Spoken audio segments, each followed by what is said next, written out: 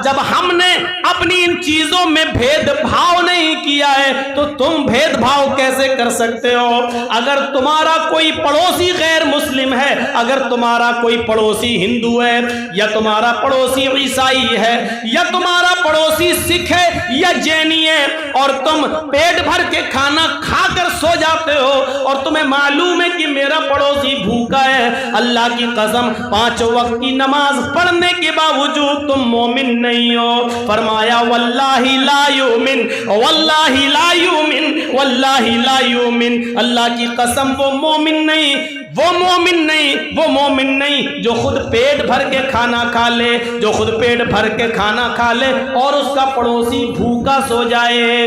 हिंदू और मुसलमान की कोई कैद नहीं लगाई जा रही है। ये इंसानियत भरा दर्श अगर दुनिया की किसी मजहब के अंदर है तो वो इस्लाम देता है। हर मजहब देता है किसी न किसी शक्ल में। मेरे प्यारे साथियों, हम आज हिंदुओं को मुसलमानों से और मुसलमानों को हिंदुओं से लड़ाने की कोशिश करके हम उस खून की लाशों पर कुर्सियां जमाने की कोशिश करते हैं और कुर्सियों पर बैठने की कोशिश करते हैं। अल्लाह कहता है हमने आदम के हर बेटे को इज्जत दी है, हमने आदम के हर बेटे को खुशकी और तरी में, पानी में और जमीन में सवारी दी है।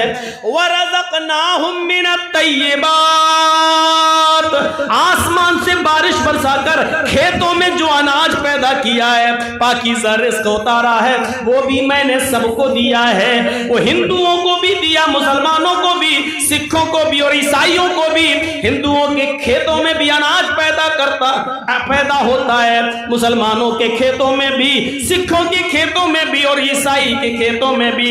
हमने कोई भेदभाव नहीं किया है, लिहाजा तुम्हें भी किसी को भेदभाव की नजर से नहीं देखना है। वह हमलनाहुम बिल बर्रि वल बहर वरज़क़नाहुम मिनत तय्यिबात वफ़ज़्ज़लनाहुम अला कसीरिम मिम्मन ख़लक़ना तफ़ज़ीला। और हमने आदम के हर बेटे को, हमने आदम की औलाद को बहुत सी मखलूक के ऊपर फजीलत दी है। बहुत सी मखलूक को यह मकाम हासिल नहीं है जो हमने इंसान को दिया है, मुसलमान को नहीं, इंसान को दिया है। यानी इंसान में हिंदू और मुसलमान सब शामिल हैं। ये कुरान कह रहा है, कुरान ये हमें बतला रहा है कि हर आदम का बेटा बाइज्जत है, आप किसी को भी जलील करने का हक नहीं रखते हैं। अल्लाह कह रहा हमने सबको मुअज़्ज़ज़ बनाया, सबको मोहतरम बनाया, सबको हमने इज्जत दी है। आप कौन होते हैं किसी की इज्जत को बदनाम करने वाले? आप कौन होते हैं किसी की इज्जत से खिलवाड़ करने वाले? आप कौन होते हैं किसी की इज्जत को उसके सर से उतार कर जमीन पर रौंदने वाले? आपको यह हक अल्लाह ने नहीं दिया है।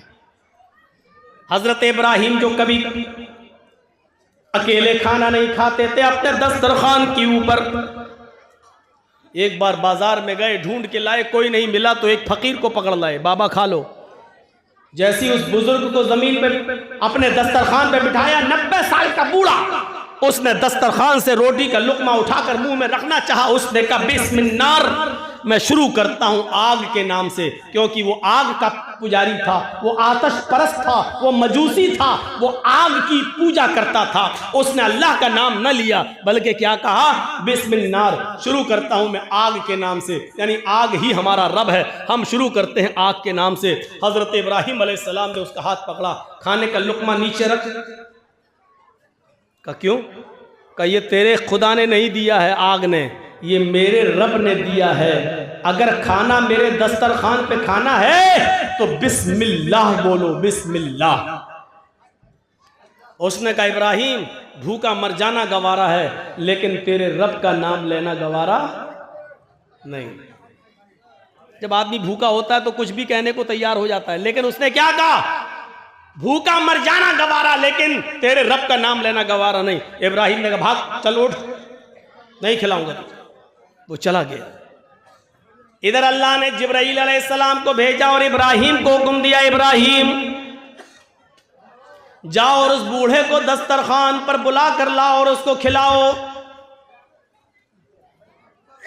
जिब्राईल अलैहिस्सलाम ने पूरी बात बता दी। इब्राहिम अलैहिस्सलाम गए और बुला के लाए और बूढ़े से कहा लो खाओ बाबा, जिसका भी नाम लेकर खाना हो खाओ। उस बूढ़े ने कहा इब्राहिम, अचानक लहजा कैसे चेंज हो गया है, अचानक नरमी कैसे आ गई है। अब तुम आग के नाम लेने पर भी हमको खिलाने के लिए तैयार, ऐसा क्यों? कहा इब्राहीम अलैहिस्सलाम ने, बाबा मेरे रब की रहमत को गवारा नहीं हुआ कि उसके दस्तरखान से कोई भूखा चला जाए।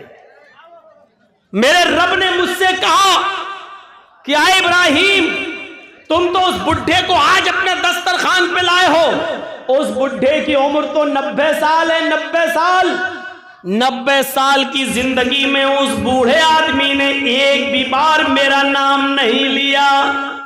उस बूढ़े ने कभी भूल कर भी, धोखे से भी मेरा नाम नहीं लिया। मेरे रब ने मुझसे कहा इब्राहिम, जब वो 90 साल से मेरा नाम नहीं लेता है, फिर भी हम उसको खिला रहे हैं, हम उसको पिला रहे हैं, हम उसको सुला रहे हैं, हम उसको हवा दे रहे हैं, ऑक्सीजन हम उसको पहुंचा रहे हैं, बीमार होता है हम उसको शिफा दे रहे हैं। जब हमने भेदभाव नहीं किया अपनी हवा में, पानी में, ग़िज़ा में, खाने में, तो तुम कौन होते हो अपने दस्तरखान से भगाने वाले? आए इब्राहिम, 90 साल से उस बूढ़े ने मेरा नाम नहीं लिया है, 90 साल से फिर भी हमने उसको खिलाया है, हमने उसको पिलाया है। तुम कौन होते हो उसको अपने दस्तरखान से भगाने वाले? खिलाओ, ये रिस्क हमने दिया है, तुमने नहीं।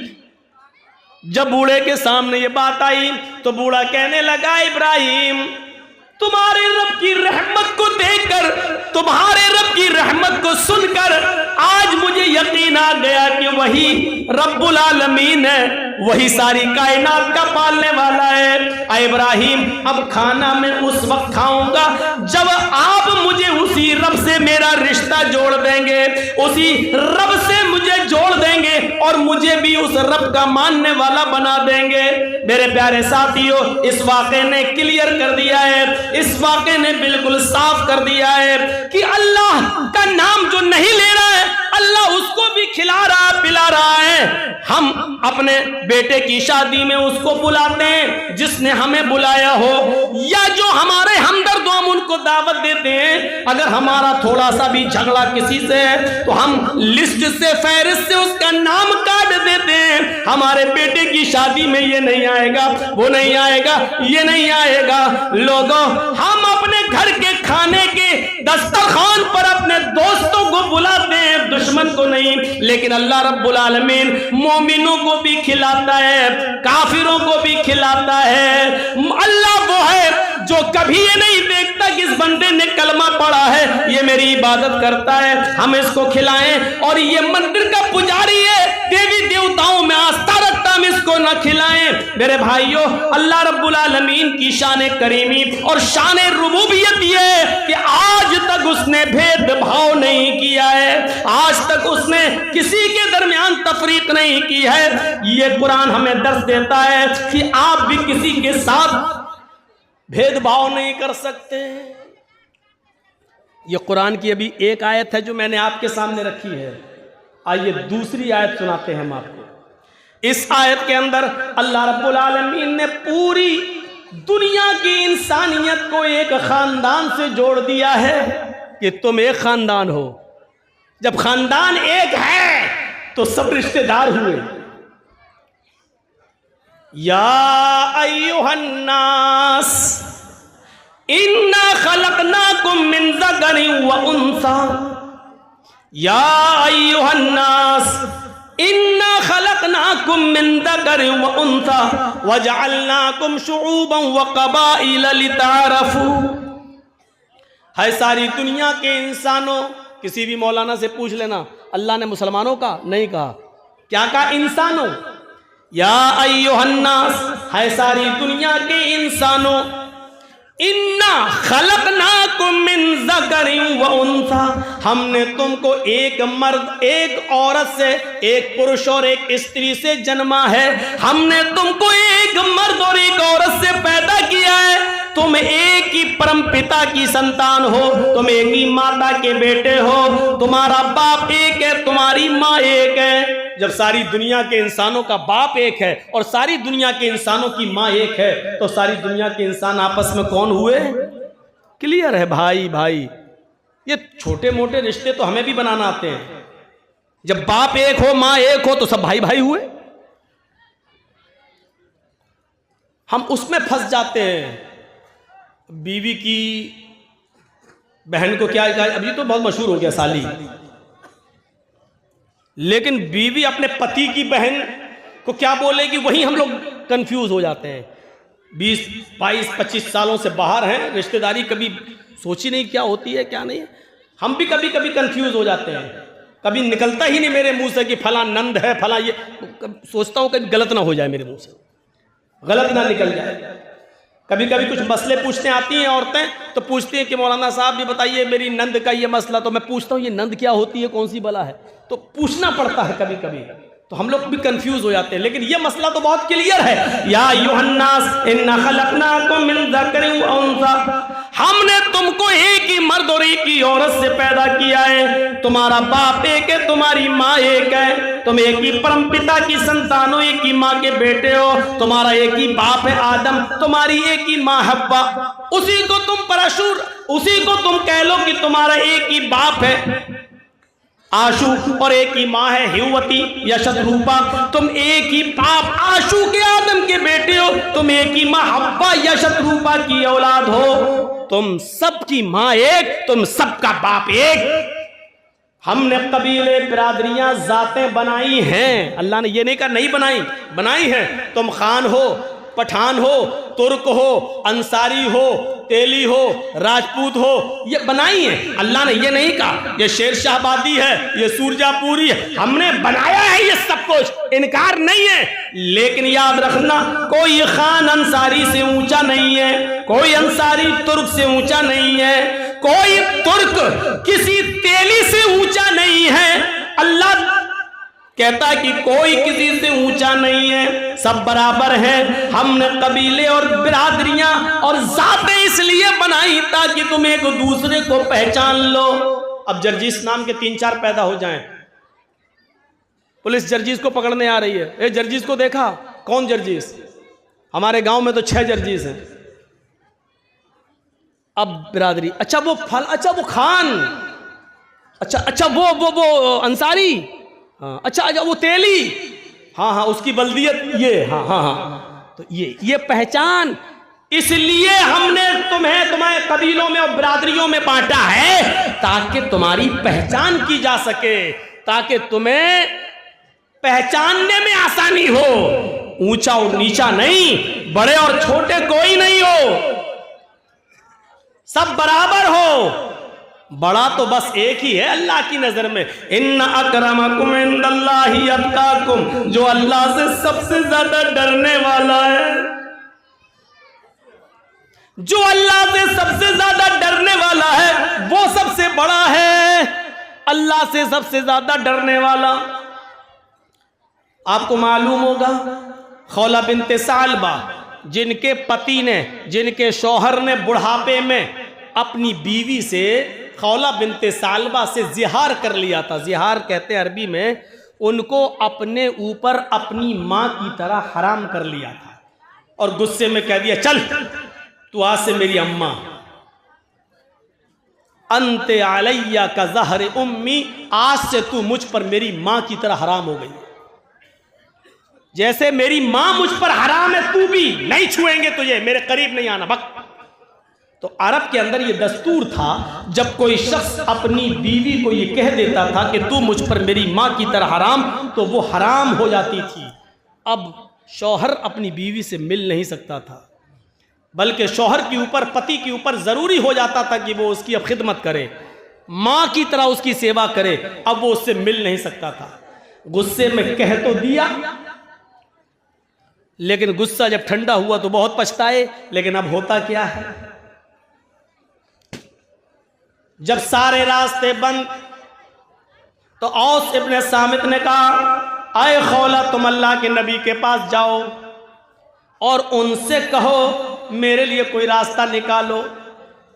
तो खौला बिनते सालबा जब अल्लाह के नबी के पास जाती हैं, तो अल्लाह के नबी ने भी पूरी बात सुनने के बाद फरमाया, खौला मेरे पास भी तुम्हारे लिए कोई रास्ता नहीं है, तुम्हारे शौहर ने तुम्हें अपने ऊपर हराम कर लिया, तुम उनसे दूर रहो। कहा अल्लाह के नबी अगर आप हमारे लिए रास्ता नहीं निकालेंगे तो कौन निकालेगा? आपने कहा आए अल्लाह की बंदी, मेरे पास कोई रास्ता नहीं है। अब तुम अपने शौहर, अपने पति पर हराम हो चुकी हो, अब तुम उनके करीब नहीं जा सकती हो, जाओ, कोई रास्ता नहीं है। मायूस हो गई, परेशान हो गई, सोचने लगी कि जब नबी के पास रास्ता नहीं निकला तो कहां रास्ता निकलेगा। चली वो, अल्लाह के नबी ने दरवाजा बंद कर दिया, मस्जिद नबी से निकलती है, अल्लाह के नबी के हुजरे से निकलती है, मस्जिद नबी के दरवाजे को देखती है, हुजरा और मस्जिद करीब करीब, मस्जिद नबी के दरवाजे को देखती है, मस्जिद में घुस जाती है, वुजू बनाती है और 2 रकात नफिल नमाज पढ़ती है। और नमाज पढ़ने के बाद अल्लाह से दुआ मांगती है, इलाहुल आलमीन, मेरे पति ने मुझे अपने ऊपर हराम कर लिया है, मोहम्मद रसूलुल्लाह के पास भी रास्ता नहीं है, मेरे छोटे छोटे बच्चे हैं, जहां तक प्यार और मोहब्बत की बात है वो तो मैं बच्चों को दे दूंगी, लेकिन खिलाने पिलाने की जिम्मेदारी तो मैं बूढ़ी हो चुकी हूं, अपने बच्चों की नहीं निभा पाऊंगी। आय अल्लाह, इस मौके पर मुझे मेरे पति की सख्त जरूरत है और मेरे पति को मेरी सख्त जरूरत है। बुढ़ापे में दोनों एक दूसरे का सहारा होते हैं। अय अल्लाह, अगर तूने कोई रास्ता नहीं निकाला तो हमारे लिए रास्ता कौन निकालेगा। वो अपने हाथ को उठाए हुए अल्लाह से दुआ मांग रही है, गिड़गिड़ा रही है। अभी दुआ मांगकर हाथों को नीचे नहीं किया है, अभी दुआ मांगकर उसने अपने हाथों को नीचे नहीं किया है। उधर अल्लाह ने फरमाया, आए जिब्रील, अगर उस बंदी के लिए हम रास्ता नहीं निकालेंगे तो कहां जाएगी। उसने मोहम्मद की चौखट पर नहीं बल्कि मेरी चौखट पर सवाल किया है। उसने मोहम्मद रसूलुल्लाह के पास जाकर भी रास्ता न पाया तो उसने हमारी घर में, हमारी मस्जिद में आकर उसने सजदे में सर रख दिया और हाथ उठाकर दुआ कर रही है। आए जिब्रील, जाओ एक हल्की सी सजा मुतय्यन कर दो शौहरों के लिए, ताकि आइंदा इन सजा को देखकर कोई भी शख्स अपनी बीवी को जल्दी अपने ऊपर हराम न करे, और अगर हराम कर ले तो उसके ऊपर एक कफारा, एक जुर्माना आयद कर दो कि ये जुर्माना लगा दो, और वो जुर्माना अदा करके उसको अपनी बीवी बना सकता है।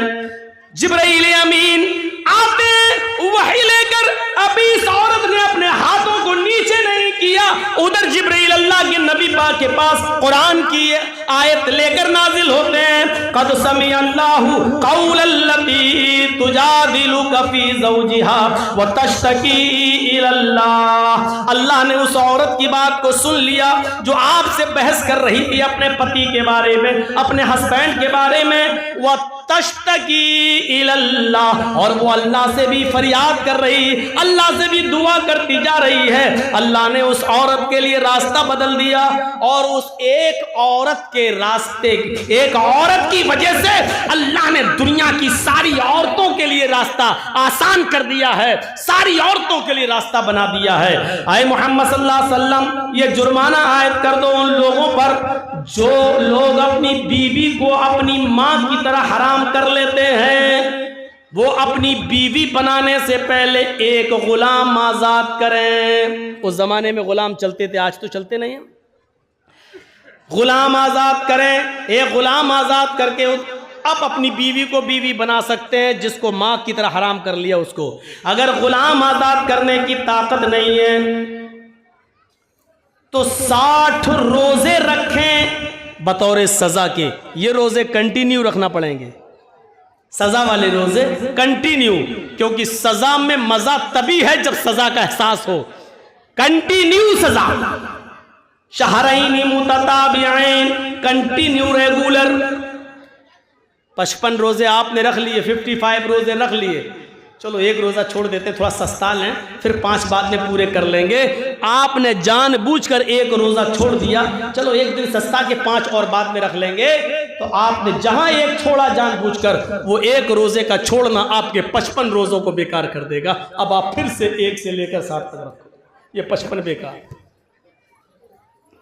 हाँ, उज़्र या बीमारी की वजह से अगर आप छोड़ रहे हैं, बुखार आ गया या कोई बीमारी है और जिसकी वजह से रोज़ा छोड़ना ज़रूरी हो गया हो, तो ऐसी कंडीशन में उज़्र और मजबूरी की वजह से आप रोज़ा छोड़ेंगे तो फिर आपका रोज़ा वो 55-56 रोजे आपके बेकार नहीं होंगे, बल्कि उस बीमारी के ख़त्म होते ही, उस उज़्र के ख़त्म होते ही छूटे हुए रोजे बाद में आप पूरे कर लें। उज़्र और बीमारी की बात अलग है, लेकिन बिला उज़्र के अगर आपने एक छोड़ दिया तो जितने रखे थे वो सब बेकार, फिर से आप एक से शुरू होगा। बिल्कुल टीबी का कोर्स है ये, 9 महीने दवा खाना है, दवा खा खा के उकता गए, 8 महीने खाई, 1 महीना छोड़ दी, 1 दिन 2 दिन के लिए छोड़ दी, ये कोर्स बेकार। अब फिर से 9 महीने खाओ, 1 से लेके 9। और अगर 60 मिस्कीनों को भी खाना खिलाने की ताकत, 60 रोजे रखने की ताकत ना हो, तो फिर 60 मिस्कीनों को खाना खिलाओ, 60 मिस्कीनों को।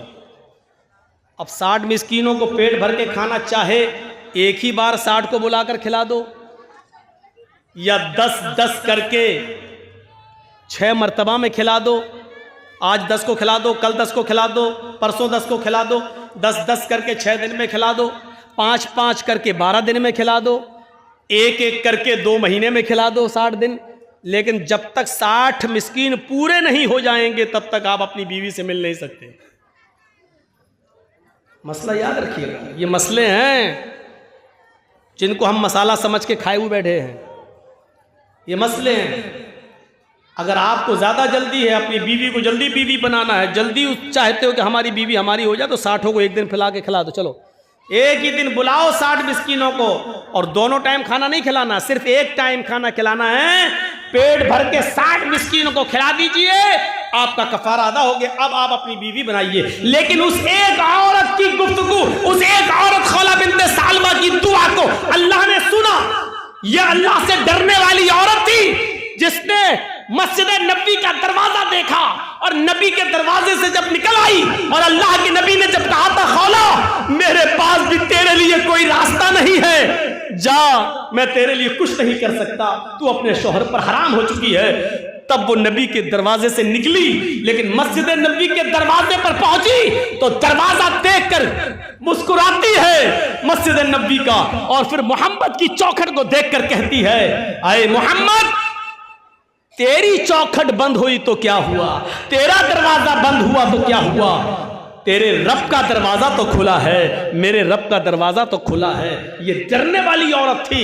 और जानते हो, कास्ट मत पूछो, कौम मत पूछो, बिरादरी मत पूछो, इतनी इज्जत इस औरत को मिली थी कि अल्लाह के नबी सल्लल्लाहु अलैहि वसल्लम इस दुनिया में नहीं है। हजरत उमर फारूक एक मर्तबा अपने घोड़े पर बैठकर सफर जा रहे हैं। हजरत उमर फारूक घोड़े पर बैठकर सफर कर रहे हैं, और खौला बिन्ते सालबा लाठी टेक कर जमीन पर चल रही है, कमर झुक चुकी है। हजरत खौला ने उमर फारूक को लाठी के इशारे से हुक्म दिया, रुक। हजरत उमर ने घोड़ा वहीं रोक दिया, उसने इशारा किया हाथ से, इधर आ। हजरत उमर घोड़े से उतरे और खौला बिन्ते सालबा के पास गए, पूछा क्या बात है। तसव्वुर कीजिए, वो खौला बिन्ते सालबा जो अब बहुत बूढ़ी हो चुकी है, वो खौला बिन्ते सालबा जिसकी कमर झुक चुकी है, वो खौला बिन्ते सालबा जो लाठी टेक कर जमीन पर चल रही है, हजरत उमर को ललकारती है। उमर को घोड़े से उतरकर खौला बिन्ते सालबा के पास आना पड़ता है, और उमर भी वो उमर जो 1 मील नहीं, 2 मील नहीं, 1 बीघा नहीं, 2 बीघा नहीं, 1 एकड़ नहीं, 2 एकड़ नहीं, 22 लाख मुरब्बा मील पर जिसने हुकूमत की हो, वो उमर उसके पास आता है। खौला बिन्ते सालबा कहती है, नीचे झुक, तेरे कान में कुछ कहना है। हजरत उमर ने जब अपना कान नीचे किया, खौला बिन्ते सालबा ने कुछ भी कहा, पता नहीं चल सका कि वो क्या कहा। खौला बिन्ते सालबा ने उमर के कान में कुछ कहा, लेकिन क्या कहा ना उमर ने बताया, ना आज तक किसी को पता चला। लेकिन सहाबा ने उमर फारूक को बड़े ताने दिए। अमीरुल मोमिनीन होकर एक मामूली औरत के सामने झुक गए। अरे वो आपके दरबार में आती है, किसी को भेजती, आपके घोड़े को रोका और आपने रोक लिया, उसने आपको बुलाया और आप चले गए। उसने कहा झुक, आप झुककर उसकी बात को सुनने लगे। तो हजरत उमर फारूक ने जो जवाब दिया, नौजवानों उस जवाब को सुनो। हजरत उमर फारूक ने कहा, आए मेरे साथियों, मेरा दिल भी कर रहा था कि इस औरत की बात न सुने, मैं अपने घर जाऊं और इसको जरूरत हो तो मेरे घर आए, किसी को भेजे। लेकिन मैं उतरा, मैं इसके पास गया, इसने कहा कान नीचे कर, मैंने कान नीचे किया। आए साथियों, मैं उस औरत की गुफ्तगू को कैसे न सुनता, उस औरत की बात को कैसे न सुनता, जिसकी बात और जिसकी जबान से निकलने वाले लफ्जों को और जिसकी जबान से निकलने वाले अल्फाज को अल्लाह भी नहीं काट सका, अल्लाह ने भी जिसकी बात को रद्द नहीं किया और रिजेक्ट नहीं किया, ये वो औरत है अल्लाह से डरने वाली, ये वो औरत है, ये तकवा अख्तियार करने वाली वो औरत है जिसकी तकवे की बुनियाद पर अल्लाह ने अर्श पर बैठकर, कुर्सी पर बैठकर इसकी गुफ्तगू को सुना है। जिस औरत की गुफ्तगू को आसमानों वाला रिजेक्ट न करता हो, उमर में इतनी हिम्मत नहीं है कि उसकी बात न सुने और बात सुनकर उसकी बात को पूरा न करे। जिसकी बात अर्श वाले ने सुनी हो, उसकी बात तो मैं कैसे काट सकता हूं। ये बुजुर्गी तकवे की बुनियाद पर मिलती है। कोई बड़ा और कोई छोटा नहीं है, हम सब, कोई भी कास्ट हो, कोई भी कौम, सब बराबर है। अगर किसी को बड़ा कहा जा सकता है तो सिर्फ तकवे की बुनियाद पर। जो अल्लाह से सबसे जितना ज्यादा डरेगा वो अल्लाह की नजर में उतना ही ज्यादा बड़ा होगा। मेरे भाइयों, इस चीज को हमें समझने की जरूरत है और कोशिश करनी चाहिए। या अय्युहन्नास इन्ना खलकनाकुम मिन ज़करिन व उन्सा व जअलनाकुम शुऊबन व क़बाइला लितअरफू इन्ना अक्रमकुम इंदल्लाहि अत्क़ाकुम। अल्लाह फरमाता है कुरान करीम के अंदर है, संपूर्ण जगत की मानव जाति है, सारी दुनिया के इंसानों, हमने तुमको एक मर्द और एक औरत से पैदा किया है। तुम्हारा बाप एक है, तुम्हारी माँ एक है। आए लोगों, तुम में कोई बड़ा नहीं, कोई छोटा नहीं। इन्ना अकरमकुम इंदल्लाहि अत्क़ाकुम, तुम में सबसे बड़ा वो है जो अल्लाह से सबसे ज्यादा डरता है, जो अल्लाह से सबसे ज्यादा खौफ खाता है। यहां पर आने के बाद अब हमें गौर करना चाहिए। आइए कुरान करीम की एक आयत और आपके सामने पेश करता हूं, उससे आप अंदाजा लगाइए। किसी से दुश्मनी हो सकती है, आपने मेरा हक मारा है, हमने आपका हक मारा है, आप हमारे दुश्मन, हम आपके दुश्मन, हो सकता है। गैर मुस्लिमों से भी दुश्मनी हो सकती है किसी भी बात पर, लेकिन अल्लाह ने कहा दुश्मनी चाहे जितनी हो, लेकिन दुश्मनी का तकाजा यह नहीं है कि आप अदल और इंसाफ करना छोड़ देंगे और सच्ची बात करना छोड़ देंगे और फैसला करते वक्त आप ये देखेंगे कि जर्जीस मुसलमान है तो फैसला मुसलमान के हक में किया जाए, या हिंदू ये देखेगा कि मेरा आदमी ये है कि मैं इसके हक में फैसला कर दूं।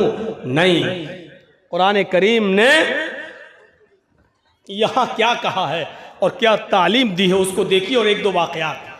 वला यजरिमन्नकुम शनआन कौमिन अला अल्ला तादिलू इअदिलू हुवा अक़रबु लित्तक़वा।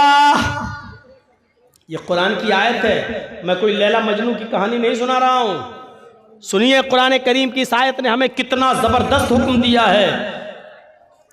वला यजरिमन्नकुम शनआन कौमिन, किसी भी कौम की दुश्मनी तुम्हें इस बात पर मजबूर न कर दे कि अल्लाह तादिलू, कि तुम उनके दरमियान इंसाफ न कर सको, न्याय न कर सको, न्याय न कर सको,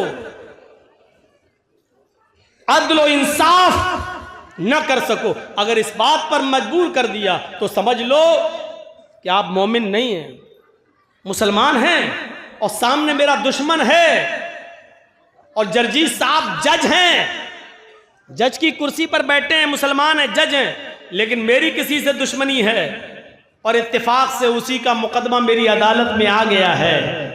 अब जर्जी साहब अपनी दुश्मनी निभाना चाहते हैं कि ठीक है, जिसके साथ इसका मुकदमा चल रहा, फैसला इसके खिलाफ सुनाऊंगा, चाहे वो कितना बड़ा ईमानदार हो, चाहे वो कितना बड़ा हक पर हो, लेकिन जर्जी साहब अब अपनी दुश्मनी निभा रहे हैं। नहीं साहब, जमीन का झगड़ा है, ठीक है, हम कुछ ना कुछ कानूनी पॉइंट निकाल कर इसको दे देंगे, इसको नहीं देंगे। जैसे हुआ है सुप्रीम कोर्ट तक में हुआ है, 1949 तक मस्जिद थी, कोर्ट मान रही है। 1949 तक नमाज पढ़ी जाती थी, कोर्ट ये भी मान रही है। मुसलमानों ने मंदिर तोड़कर ये मस्जिद नहीं बनाई। जो हिंदू लोगों ने दावा किया है कि बाबर ने मंदिर तोड़कर मस्जिद बनाया, कोर्ट में उस चीफ जस्टिस ने यह भी लिखा उस फैसले में कि हिंदू लोग ये साबित नहीं कर पाए कि मंदिर तोड़कर मस्जिद बनाई गई। यह भी गलत है, मंदिर तोड़कर मस्जिद बनाना भी हिंदू लोग साबित नहीं कर पाए, यह भी कोर्ट ने माना।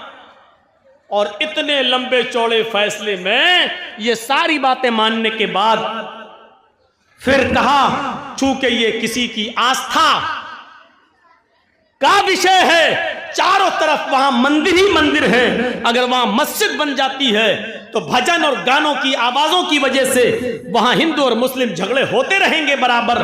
कभी इनके भजन की आवाज, कभी इनके माइकों की आवाज, कभी अल्लाहू अकबर की आवाज और कभी उधर मंत्रों की आवाज। लिहाजा ये लड़ाई और झगड़े के सौदे बनते रहेंगे और ये झगड़े का एक बुनियाद बनेगी। लिहाजा इस जगह को हिंदुओं को दी जाती है कि वो अपना मंदिर बनाएं और उस मस्जिद को जो तोड़ी गई है और शहीद की गई है, उस मस्जिद को बनाने के लिए मुसलमानों को उसी अयोध्या में दूसरी जगह 5 एकड़ जमीन दे दी जाती है ताकि वहां जाकर वो मस्जिद बना ले। ये फैसला हुआ है। अब आप अंदाजा लगाइए, क्या ये अदल और इंसाफ है? क्या ये न्याय है? जो दावे तुम्हारे थे कि मंदिर तोड़कर मस्जिद बनाई गई, क्या तुम इस बात को साबित कर पाए? नहीं। मुसलमानों ने यह साबित किया कि 1949 तक नमाज पढ़ी जाती रही। मुसलमानों ने यह साबित किया कि 1949 तक वो मस्जिद रही। मुसलमानों ने यह साबित किया कि वो मस्जिद थी और उसको तोड़ा गया और शहीद किया गया। लेकिन प्यारे साथियों, इसके बावजूद फैसला क्या होता है? इसी को कुरान कह रहा है, वला यजरिमन्नकुम शनानु कौमिन अला अल्ला तादिलू। लोगों, आए मुसलमानों, तुम ऐसा मत करना, आए मुसलमानों तुम ऐसा मत करना कि किसी कौम की दुश्मनी तुम्हें इस बात पर मजबूर कर दे कि तुम उसके साथ इंसाफ की बात न कर सको, अदल की बात न कर सको, इंसाफ न कर सको। अदल होना चाहिए, अदल। आइए मैं आपको एक वाकया सुनाता हूं, जबरदस्त वाकया। हजरत अली रजी अल्लाह ताला अन्हु की जिरा खो जाती है। हजरत अली रजी अल्लाह ताला अन्हु की जिरा जानते हैं? नहीं जानते होंगे तो ऐसे बता दूं, लोहे की एक चादर नुमा कोई चीज़ होती थी जिसको गले में ऐसे डाल लिया जाता था और नीचे तक बनी होती थी ताकि जंग में जब लड़ें और काफिरों के जब तीर आए तो मेरे जिस्म पर न लगे, उस लोहे की जिरा पर आए तो हमारे सीने में और हमारी पीठ पर न लगे बल्कि उस जिरा से टकरा जाए। तो उसको पहन लिया जाता था। हमारे यहाँ उसकी दूसरी शक्ल होती है क्या, ब्लड प्रूफ जैकेट। वो जिरा थी। हजरत अली की वो जिरा खो गई। ढूंढते रहे, तलाश करते रहे, वो जिरा नहीं मिली। और 6 महीने के बाद वो जिरा एक यहूदी के पास देख ली हजरत अली ने। हजरत अली उसके पास गए और कहने लगे, यहूदी का क्या, ये जिरा किसकी है? यहूदी ने कहा, ये तो मेरी है। हजरत अली ने कहा, तुम झूठ बोल रहे हो, ये जिरा मेरी है। उसने कहा, देखो अमीरुल मोमिनीन, हजरत अली अमीरुल मोमिनीन हैं, हजरत अली खलीफा हैं। उसने क्या कहा, अमीरुल मोमिनीन आप गलत बोल रहे हैं। हजरत अली ने कहा, मैं गलत बोल रहा हूं? कहा, इस अच्छी और खूबसूरत जिरा को देखकर आपकी नीयत खराब हो रही है। हजरत अली ने कहा मेरी नीयत खराब नहीं हो रही, ये जिरा मेरी है। ये बताओ कि तुम मुझे ईमानदारी के साथ, इंसानियत के साथ ये जिरा दे रहे हो या नहीं दे रहे हो, या फिर मैं तुम्हारे खिलाफ मुकदमा दायर कर दूं। ये क्या हो रहा भाई?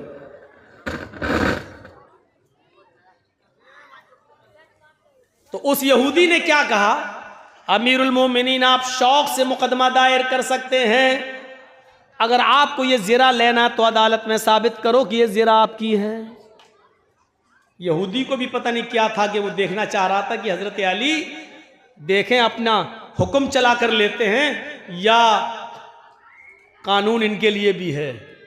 इनकी किताब कुरान कहती है तो क्या वो खुद उस पर अमल भी करते हैं या नहीं करते हैं। हजरत अली ने मुकदमा दायर कर दिया कि मेरी जिरा खो गई है और वो जिरा मैंने एक यहूदी के पास 6 महीने के बाद देखी है, लिहाजा उस यहूदी से वो जिरा मुझे दिलवाई जाए। और ये फैक्ट है, ये हकीकत है कि वो जिरा अली की थी। अली कैसे झूठ बोलेंगे, उन्हीं की थी। ले ली, मुकदमा दायर हो गया। उस यहूदी के पास नोटिस पहुंच गया, उस यहूदी के पास नोटिस पहुंच गया, तुम्हें फला फला दिन कोर्ट में, अदालत में आना होगा। अदालत में लाया, यहूदी आया, हजरत अली बाहर खड़े, यहूदी भी बाहर खड़ा है। थोड़ी देर में आवाज आती है, काजी शुरैह ने अपने जो दरवाजे पर लगाते हैं आवाज देने के लिए, हजरत काजी शुरैह ने अपने आदमी से कहा इन दोनों को बुलाओ। दरवाजे पर जो आदमी खड़ा था, जो सिपाही खड़ा था, वो आवाज लगाता है, अमीरुल मोमिनीन अली अंदर आए। काजी शुरैह टोकते हुए कहते हैं, आए सिपाही, आवाज ये लगाओ अली कटघरे में आए, अमीरुल मोमिनीन का लफ्ज मत लगाओ, क्योंकि हजरत अली इस वक्त कोर्ट में आ रहे हैं और अदालत के अंदर ये ताजीमी जुमले नहीं कहे जाते हैं। इन जुमलों के कहने से कोर्ट के ऊपर फर्क पड़ता है। यहां मैं फैसला सुना रहा हूं, ये नहीं देख रहा हूं कि अली कौन है, खलीफा है, क्या है, मुझे इससे कोई मतलब नहीं है। यहां इंसाफ के लिए आए हैं, यहां इंसाफ होगा, लिहाजा अली के साथ अमीरुल मोमिनीन का लफ्ज नहीं लगाया जाए। आए अली, अंदर आइए। अंदर आए, चलिए वो कटघरा है, वहां खड़े हो जाइए। अमीरुल मोमिनीन, अमीरुल मोमिनीन कहां खड़े हैं? कटघरे में। उस यहूदी से कहा तुम भी आओ, यहूदी को दूसरे कटघरे में। फैसला उसी दिन, आजकल की तरह नहीं, सालों गुजर जाते हैं, 12-12, 15-15 साल, लेकिन वही मामला वही अटका वही लटका। हाँ बोलिए, अय अली, मुकदमा आपने दायर किया है इस यहूदी के खिलाफ, प्रॉब्लम बताओ। प्रॉब्लम सुनिए, अब हजरत अली प्रॉब्लम बता रहे हैं। काजी साहब, और काजी किसने बनाया? अली ने। काजी किसने बनाया? जज अली ने। लेकिन वो जज, वो काजी खुद कह रहा है, अय अली बताओ। अमीरुल मोमिनीन भी नहीं कह रहा है, अय अली बताओ प्रॉब्लम। कहा कि मेरी एक जिरा खो गई थी 6 महीने पहले, मैं ढूंढ रहा, तलाश करता रहा, लेकिन जिरा नहीं मिली। वो जिरा इस यहूदी के पास मैंने देखी, जब मैंने मांगा तो ये कहने लगा कि ये जिरा मेरी है। मैं अदालत से दरखास्त करता हूं काजी साहब कि मुझे मेरी जिरा दिलवाई जाए। उस यहूदी से पूछा काजी शुरैह ने, जिरा कहाँ है? कहा मेरे पास। कहा दिखाओ, दिखा दी। कहा कि अली कहते हैं कि ये जिरा मेरी है, तुम क्या कहना चाहते हो?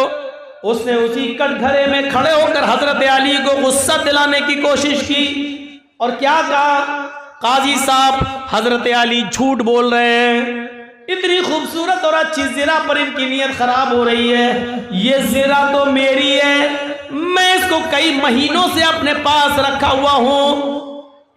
अली का दावा गलत है, ये ज़िरा तो मेरी है। अब मामला फंस गया। काजी क्या करे बेचारा, वो कह रहा मेरी है, हजरत अली कह रहे हैं मेरी है। तो अब कुरान और हदीस की रोशनी में फैसला देखिए कैसे होगा। बड़ा प्यारा फैसला।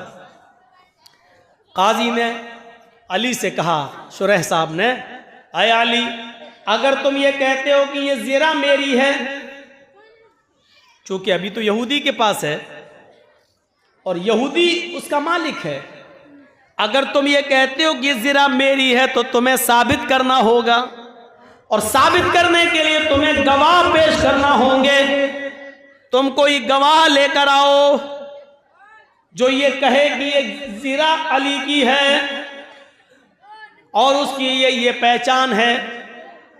हजरत अली ने कहा ठीक है। आपने आवाज दी, आए हसन, जो बाहर थे जल्दी आओ। हजरत हसन जो उनके बेटे थे अंदर आते हैं, कटघरे में खड़ा किया जाता है। काजी ने पूछा कि बताओ तुम क्या गवाही देना चाहते हो। हजरत हसन गवाही देते हैं कि मैं गवाही देता हूं काजी साहब, ये ज़िरा मेरे बाप की, हजरत अली की, अमीरुल मोमिनीन की ये ज़िरा है जो 6 महीने पहले मेरे घर के बाहर दरवाजे पर रखकर मेरे वालिद मोहतरम अंदर चले गए नाश्ता करने के लिए, पानी पीने के लिए। जब वहां से बाहर निकलते हैं तो देखते हैं कि ज़िरा गायब है। 6 महीने तक वो ज़िरा गायब रही। 6 महीने के बाद यहूदी के हाथ में देखी गई ये ज़िरा की। मैं गवाही देता हूं कि ये ज़िरा मेरे बाप की है, मेरे अब्बू की है, लिहाजा ये यहूदी से लेकर मेरे बाप को दी जाए। काजी साहब के पास वो गवाही जब आती है, काजी साहब ने उसकी गवाही के ऊपर कलम चला दिया और फरमाया, आए अली, मैं मजबूर हूं। हमने मोहम्मद रसूलुल्लाह का फरमान पढ़ा है, अल्लाह के नबी सल्लल्लाहु अलैहि वसल्लम की हदीस ये है, हमें हदीस ये बतलाती है बाप के हक में अगर बेटा गवाही दे तो बेटे की गवाही नहीं मानी जाएगी, क्योंकि बेटा अपने बाप के फेवर में ही बोलता है, बेटा अपने बाप की हिमायत में ही बोलता है, बेटा कभी भी अपने बाप के खिलाफ नहीं बोल सकता है। इसलिए ये अदालत आपसे गुजारिश करती है, आपके बेटे हसन की गवाही को रिजेक्ट करते हुए कि आपके बेटे हसन की गवाही नहीं मानी जाएगी, आप कोई दूसरा गवाह लेकर आइए। अगर है नहीं है तो ये ज़िरा यहूदी ही को मैं दे दूंगा, यहूदी इसका मालिक है। अगर आप कहते ये ज़िरा मेरी है तो अपने बेटे के अलावा कोई दूसरा गवाह पेश कीजिए। आजकल का दौर थोड़ी था जर्जिस साहब झूठी गवाही के लिए 200 और 500 रुपए देकर 1000 रुपए 50 झूठे गवाह अदालत में खड़े कर दें, ऐसा दौर थोड़ी था। हजरत अली चाहते तो एक नहीं 10 आदमी पेश कर सकते थे, नहीं किया। हजरत अली ने कहा एक गवाह और है। ये नहीं कह रहे यहां तो जो फैसला कर देता है कि यहां हिंदू को दे दो और तुम इधर बना लो, 1 महीने के बाद उसको राज्यसभा का मेंबर बना दिया जाता है, अवार्ड दे दिया जाता है। ये सूरत हाल है। आए अली, दूसरा गवाह लाओ। हजरत अली ने आवाज लगाई अपने गुलाम को। हजरत अली का जो खादिम था, जो गुलाम था, वो अंदर आता है, कटघरे में खड़ा होता है, वो गवाही देता है ये ज़िरा मेरे आका की है, हजरत अली की है, मैंने कई सालों से इनके पास देखी है। यहूदी झूठ बोलता है, इसने चोरी की है, ये ज़िरा घर के बाहर से उठा कर ले गया है, ये ज़िरा मेरे मालिक की हजरत अली की है। काजी साहब के पास जब वो गवाही आती है, काजी साहब ने कहा आए अली, इंतहाई अफसोस के साथ मुझे ये कहना पड़ रहा है, मालिक के हक में गुलाम की गवाही भी काबिल कबूल नहीं है। गुलाम चूंकि अपने मालिक के एहसान के नीचे दबा होता है, वो खरीद कर लाया जाता है, इसलिए अपने मालिक के खिलाफ नहीं बोलता। उसको डर लगता है कि अगर मालिक के खिलाफ बोलेंगे तो कोड़े पड़ेंगे, घर जाकर मेरा मालिक मुझे मारेगा। इसलिए मालिक के हक में गुलाम की गवाही भी शरीयत कहती है कि वो काबिल कबूल नहीं है, लिहाजा आपके गुलाम की गवाही भी नहीं मानी जाएगी। कोई और गवाह हो तो पेश करो। अमीरुल मोमिनीन चौथे खलीफा हैं, बरवक्त खलीफा मौजूद हैं, अदालत भरी पड़ी है यहूदियों से, ईसाइयों से और मुसलमानों से। अमीरुल मोमिनीन की गवाहियां रिजेक्ट की जा रही हैं। हजरत अली का बनाया हुआ जज खुद हजरत अली की गवाहियां रिजेक्ट कर रहा है। जरा तसव्वुर करो अदल कैसा, इंसाफ कैसा, जरा तसव्वुर करिए। इस इंसाफ को देखकर कभी महात्मा गांधी ने कहा था ऐसा अदल और ऐसा न्याय और इंसाफ अगर भारत के अंदर कायम हो जाए तो भारत अमन और शांति की चिड़िया बन जाए, इसके अंदर कभी खून और खराबा ना हो, अमन और शांति का गहवारा बन जाए। ये मुल्क ऐसे ही अदल और इंसाफ की वजह से मेरे भाइयों आप अंदाजा लगा सकते हैं, ऐसी अदल और इंसाफ की वजह से लोग इस्लाम के दायरे में दाखिल होते चले गए। हजरत अली दूसरा गवाह कोई है?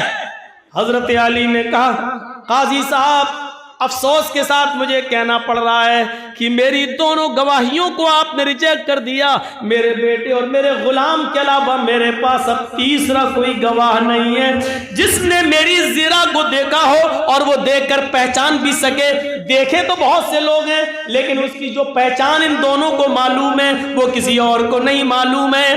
देखी होगी लेकिन वो ये नहीं कह सकता कि अली ही की है या किसी और की, मैं कैसे जानूं? मेरे पास और कोई तीसरा गवाह नहीं है। जानते हो अब अदालत क्या फैसला सुनाती है? भरी अदालत में अमीरुल मोमिनीन के खिलाफ फैसला सुनाया जा रहा है। काजी शुरह कहते हैं आए यहूदी, इस ज़िरा के मालिक तुम हो क्योंकि ये ज़िरा तुम्हारी है, तुम्हारे पास है और तुम अपने पास इसको रखते हो। हजरत अली इस ज़िरा को अपनी बता रहे थे लेकिन अली इस ज़िरा को अपनी बताने के लिए दो गवाह नहीं पेश कर सके हैं, लिहाजा इस ज़िरा को तुम्हें दिया जा रहा है। इस ज़िरा के मालिक तुम हो, जाओ आज के बाद ये ज़िरा तुमसे हजरत अली नहीं मांग सकते। यहूदी उस ज़िरा को उठाता है और दिखाता है और कहता है जज साहब, काजी साहब, आपने अपना फैसला सुना दिया है। मैं यही देखना चाहता था कि हजरत अली कहीं झूठे गवाह तो नहीं लाते हैं, और ये देखना चाहता था कि हजरत अली का रौब और दबदबा देखते हुए कहीं आप गलत फैसला तो नहीं सुनाते हैं। आपने वही फैसला सुनाया जो कुरान कहता है, जो हदीस कहती है। लेकिन अब आप भी एक बात सुन लीजिए, आपने जो फैसला सुना दिया, अब इस ज़िरा का मालिक मैं हूं, लेकिन अब मेरा फैसला सुन लीजिए। हजरत अली बिल्कुल सच्चे हैं। ये ज़िरा दरवाजे के बाहर रखी थी और मैंने 6 महीना पहले ये ज़िरा उठाई थी और मैं लेके चला आया था, और जानबूझकर 6 महीने के बाद मैं ये ज़िरा अली के सामने से लेकर गुजरा। देखें अली पहचानते हैं या नहीं पहचानते, और पहचानते हैं तो जबरदस्ती तो नहीं छीनते, और मुकदमा दायर करते हैं तो देखता हूं फैसला क्या होता है। ये सब मैं आजमाने के लिए कर रहा था। आजमाइश में अली भी कामयाब, इस आजमाइश और इम्तिहान में अदालत भी कामयाब। लिहाजा इस कामयाब अदालत का फैसला और अली की ईमानदारी को देखते हुए अब मेरा फैसला यह है कि ये ज़िरा अली को दे रहा हूं, और जिसने आपको और अली को यह फैसला करने पर और फैसला मानने पर मजबूर किया है, उस मजहब से मैं भी अपना रिश्ता जोड़ रहा हूं। अशहदु अल्ला इलाहा इल्लल्लाह व अशहदु अन्ना मुहम्मदन अब्दुहु व रसूलुहु। ये कलमा पढ़कर वो यहूदी इस्लाम की आगोश में और इस्लाम की गोद में आ जाता है। मेरे भाइयों, ये अदल हुआ करते थे। वला यजरिमन्नकुम शनानु कौमिन अला अल्ला तादिलु। किसी कौम की दुश्मनी तुम्हें गलत फैसला करने पर मजबूर ना कर दे। अरे हम और आप हिंदू और मुसलमान के दरमियान क्या सच्चा फैसला करेंगे? अगर पंचायत गांव में ही हो जाए तो उधर भी हम कोई ना कोई तरीका ऐसा अपनाते हैं कि हमारी बात हमारे रिश्तेदार के फेवर में चली जाए, हमारे करीब के फेवर में चले जाए। ये हमारे इंसाफ का तकाजा है। अरे अल्लाह तो ये कहता है कि गैर मुस्लिम, कोई दूसरे धर्म का मानने वाला जो तुम्हारा दुश्मन है, लेकिन अगर आपसे फैसला करवाया जाए तो उस वक्त अपनी दुश्मनी भूल जाना, और जो अदल हो, जो इंसाफ हो, वही फैसला करे। ये वाकया तो मैं ही सुना चुका हूं कई बार।